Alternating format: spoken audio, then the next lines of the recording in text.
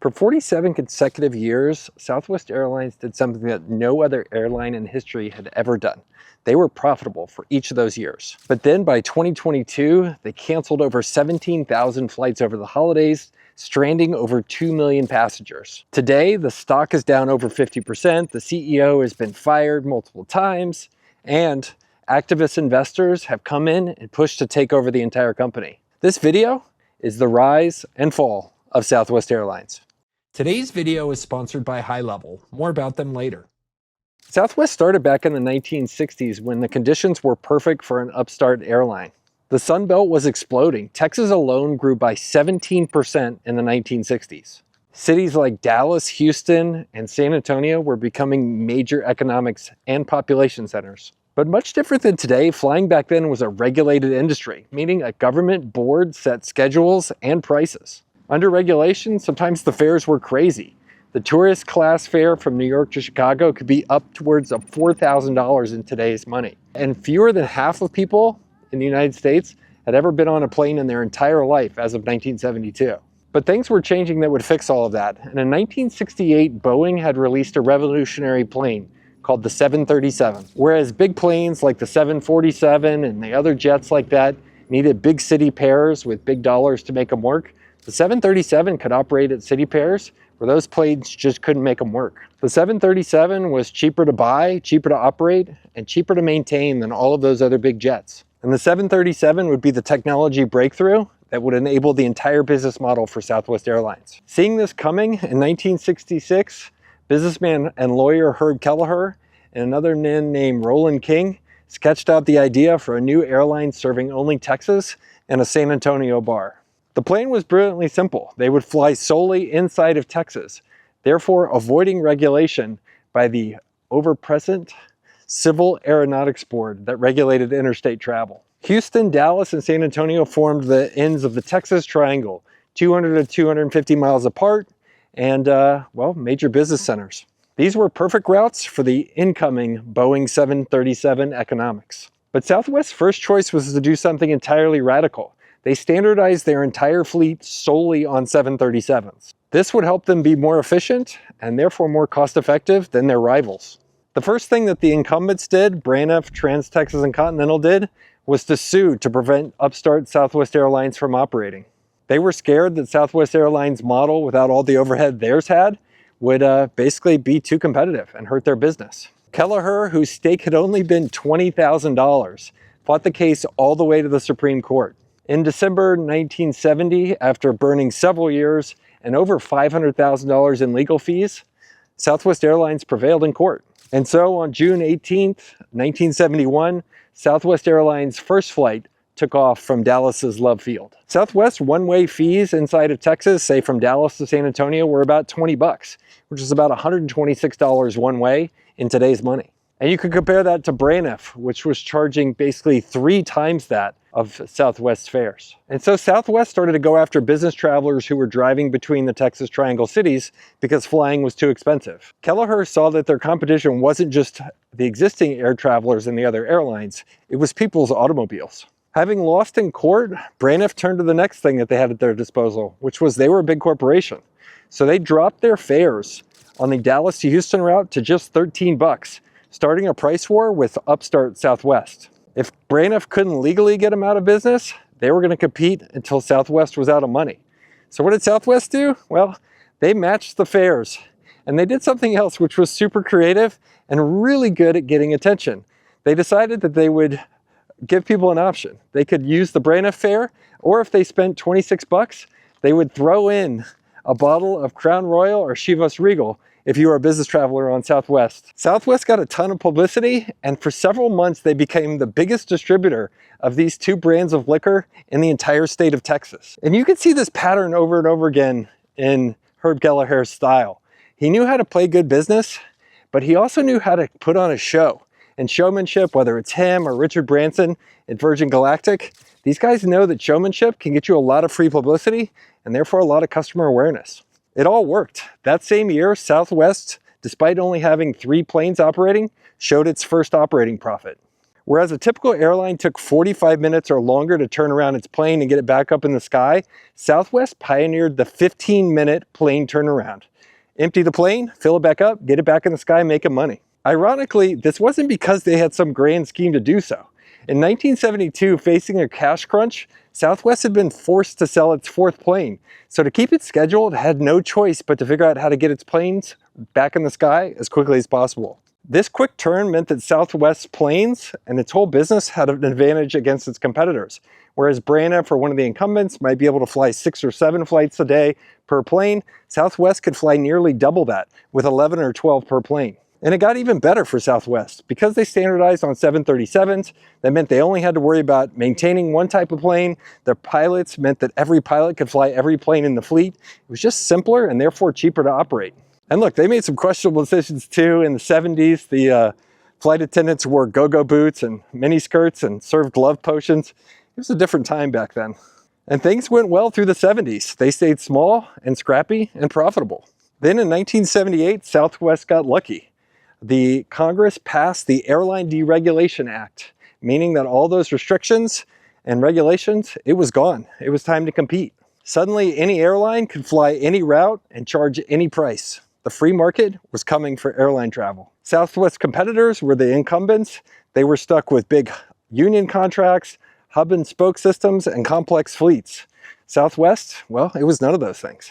And now the law would let Southwest be unleashed to put their lean, efficient model in front of customers nationwide. By 1982, they'd expanded their fleet to 37 aircraft, suddenly flying to places like Phoenix, Las Vegas, Kansas City, you name it. They were flying there across the US. They targeted first things that would be most fruitful for their model, and these were city pairs that the big airlines had ignored or overpriced. An investor and lawyer, Herb Kelleher, he became CEO in 1981, bringing his flair for the drama and personality to the job. This was a time when kind of the flamboyant CEO personality was kind of more normal in the United States. And Herb, well, he leaned into the whole thing. He famously, to settle a dispute with another airline, challenged the guy to an arm wrestling contest. And well, he won and they got to use the trademark. Herb spent lots of time on the front line with the employees. And, you know, I think this was something awesome about Southwest at the time. It built the internal culture in a way that back in the early 2000s and even in the 90s when I flew them, like there was just something special about the attitude of the people that were working there. They loved the customers and they loved their airline. And Herb being on the front line all the time definitely created that. And while legacy airlines basically treated employees as a necessary evil, Southwest saw them as partners. And this culture that Herb created by being on the front lines and doing all this kind of stuff, well, it worked. They put together schemes where employee profit sharing meant that everybody succeeded financially when the airline did well. And this was perfect timing. The baby boomers were becoming parents during this time. America was getting wealthier. The middle class was growing. There was more disposable income to go do trips to Orlando or faraway places. And Southwest, well, it was perfectly positioned for that change in the economy and in the United States. Suddenly, regular families were piling onto Southwest Airlines planes to go spend spring break wherever they were going. And it wasn't just for elite business travelers anymore. People joked at the time, and this was true, Southwest positioned it basically as the Greyhound bus for the sky, priced at a reasonable level of value for everyday people to travel in the air. In 1997, 25 years after founding, the airline showed a $2.8 billion profit that year and celebrated its 25th year of profitability. They kept pushing the model out. Throughout the 90s, they had expanded to California, the Midwest, the East Coast, and eventually started to push into the mama of them all, New York City. It seems Southwest couldn't lose, but right as it reached its peak here, that's where you'll start to see things started to chip away at the fundamental foundation of Southwest and laid the groundwork for the problems you see today. Starting in the early 2000s, the major incumbent airlines started to consolidate. America and America West merged, Delta and Northwest merged together, United and Continental became one airline, basically starting to create pretty formidable competitors with fortress hubs able to compete better against Southwest Airlines. Legacy airlines went through bankruptcies, and one of the things that happened in those bankruptcies is those fat union contracts that they had before, they got reset, eroding Southwest's long-term cost advantage. Then 9/11 came, which was perhaps one of the worst times for air travel in the United States.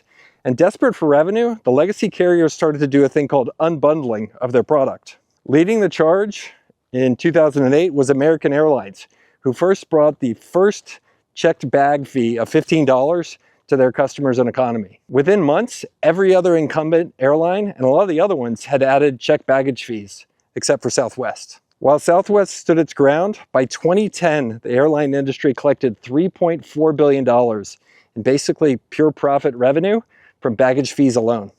So while United, Delta, and American attacked Southwest from above, another type of airline emerged in the United States, which was the rise of the ultra low-cost carriers like Frontier and Spirit. And they would come after Southwest from the bottom. And those guys took Southwest's low-cost model to the extreme. They unbundled everything and charged you for it. You want to pick a seat? You're paying for it. Check a bag? Paying for it. Snack? Drink? Paying for it. Spirit's average ticket was $50, but they would typically make per passenger another $55 in fees.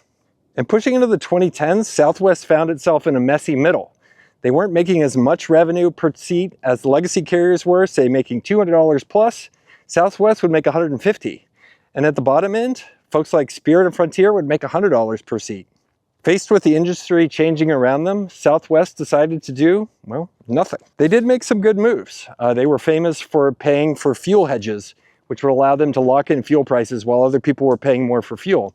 But eventually those would run out as well. They also decided to get bigger and keep building their kind of consistent value proposition to everybody else. In 2011, they spent $1.4 billion to acquire another airline called AirTran, and this gave them important access to the Atlanta market. If you remember Southwest marketing from this time and positioning, they really leaned into the bags fly free thing. They just tried to point out that the other airline carriers were greedy, and they weren't. They ran Super Bowl ads mocking their competitors' fees and a la carte models. They kept their open seating policy. Mythbusters actually studied it and proved that it was on average 10 minutes faster than the choose your seat models. In the 2010s, Southwest became America's most trafficked domestic airline, carrying more people, more seat miles than anybody else.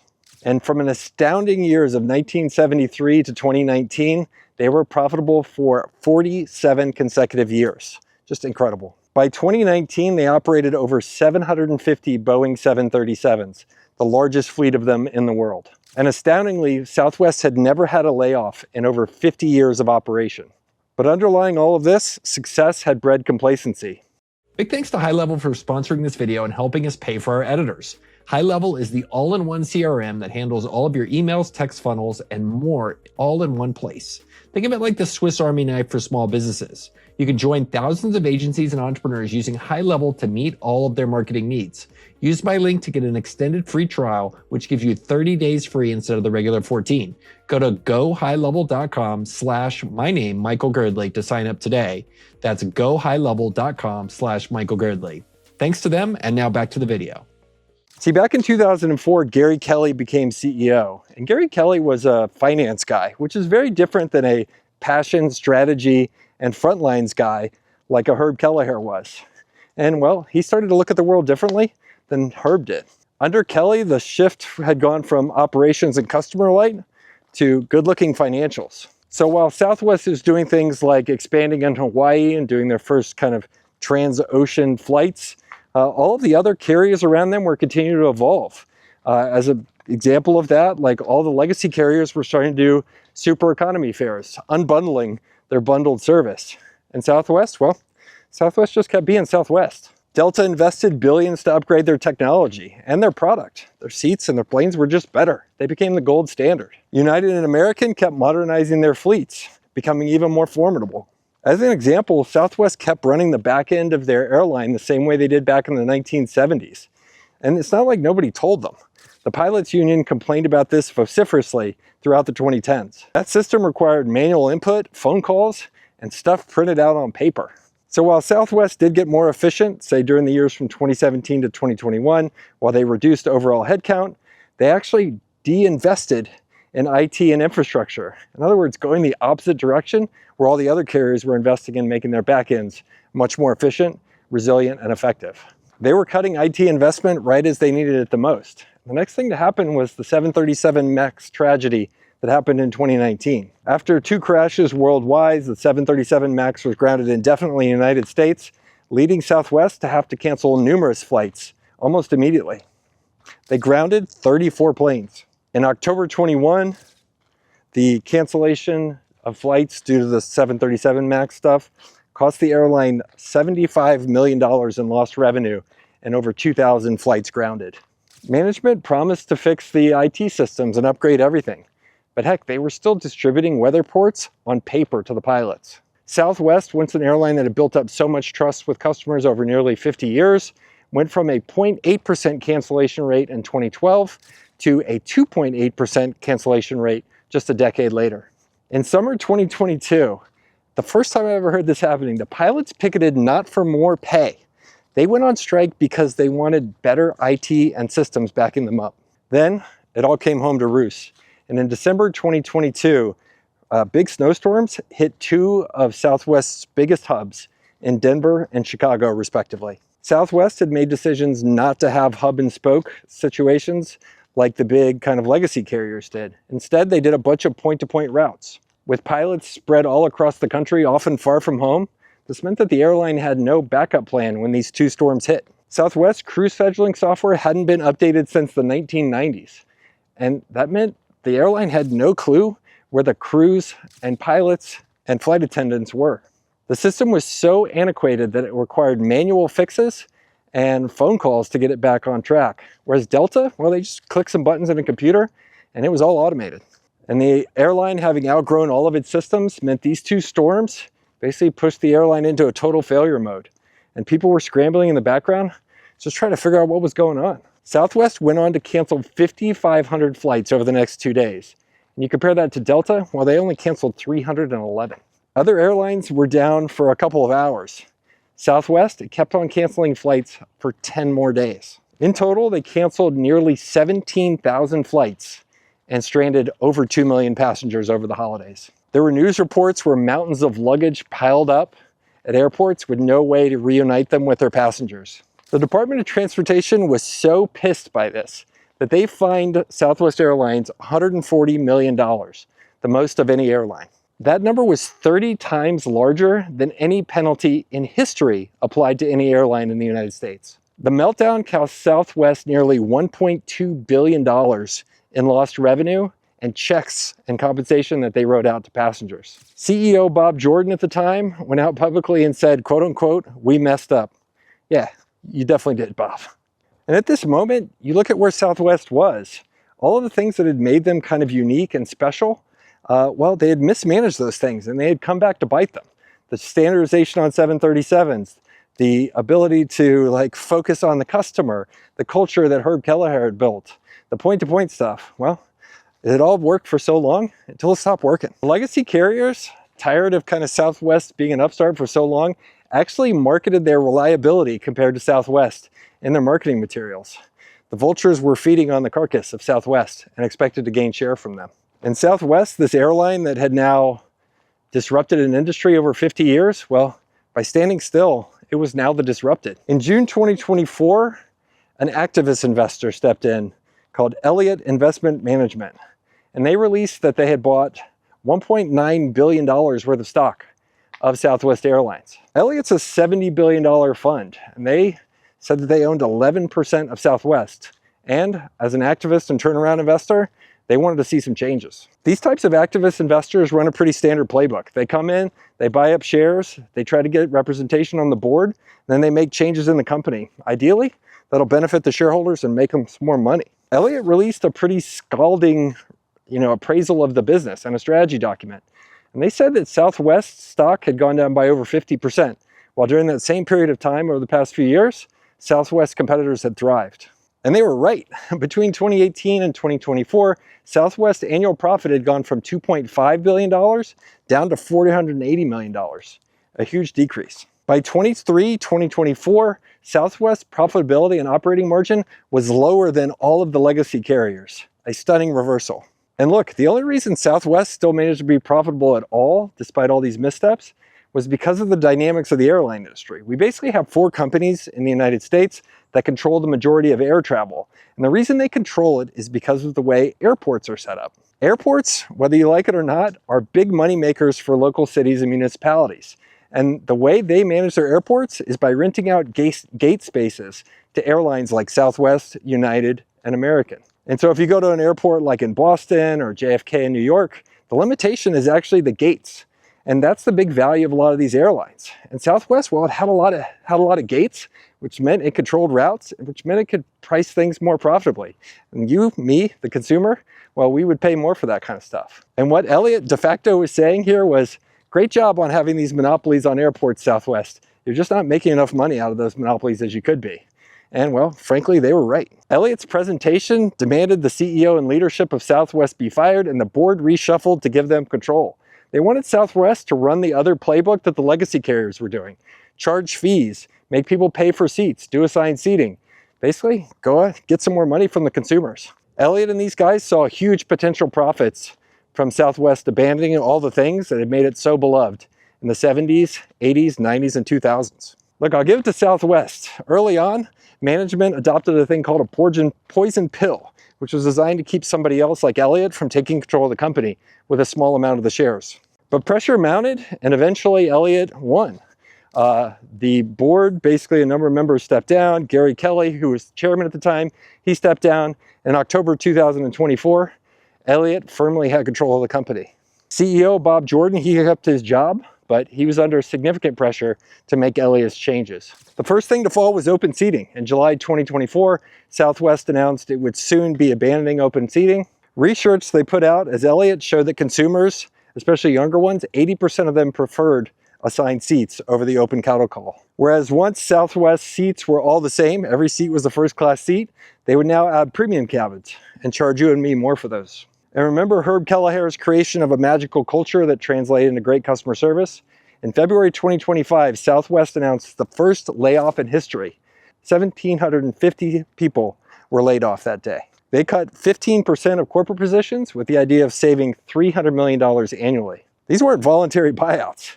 These were people getting on a 7-minute Zoom call and saying, thanks for your service, been a nice few decades, see you later. The changes kept coming. On May 28, 2005, Southwest announced they would start charging people for bags. Analysts estimate this will generate between $500 million and $1 billion in additional revenue for Southwest annually. To compete with the ultra low-cost carriers like Frontier and Spirit, they will be creating a very basic economy product. Well, I guess you get to sit next to the bathroom on that one. CEO Bob Jordan, who once said free bags were sacred, now quote unquote said that the changes that they were making were exactly what employees want.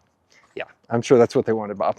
But look, if you go read the forums and online comments of Southwest employees, the sentiment is a little bit different. Those people are heartbroken. Southwest is becoming the very thing that Herb Kelleher had railed against, an incumbent airline with complex fare structures designed to maximize revenue and profits at the expense of us consumers. Between 2023 and 2024, Southwest Airlines revenue has actually grown from $26.1 billion to $26.4 billion, but they actually only made $465 million in profit in 2024. Compare that to their profitability peak in 2018 when they made over $4 billion in that 1 year alone. And while the airline industry made over $5 billion in profit from baggage fees alone in 2024, well, Southwest had resisted that for decades and been an old school airline stuck to their ways. And now Elliott and the shareholders, well, they want to change that and they want to get their cut. Ironically, Southwest is actually in a pretty good financial position. They have $9.7 billion in equity and only $6.7 billion in debt. And while Southwest is becoming, what it once despised, Elliott expects that in 2027, all these changes will add $1.5 billion in profit alone for that year. Looking back, Southwest model had worked for decades, but they had stubbornly stuck to it. And well, that had attracted Elliott and other shareholders to come in and force some changes. The saddest part of the Southwest story to me is not the bag fees. It's not the shareholders wanting to get paid. It's not the assigned seating or any of that stuff. The saddest part is that Herb Kelleher, through all those years, created an amazing culture and one that basically created a win-win with all the employees and the shareholders. And because Southwest stood still during the 2010s and 2000s, they opened themselves up for a group of activist investors to come in and basically blow up that culture and turn it into a type of place where people get fired after a couple decades on a 7-minute phone call. And man, that makes me sad. If you enjoyed this video, here's one that you can go see that I did on Spirit Airlines and their travails during the same period of time. And tell me what you think about this video. Did you like it? Check it out in the comments below, write it down there. I try to read them all. Catch you next time.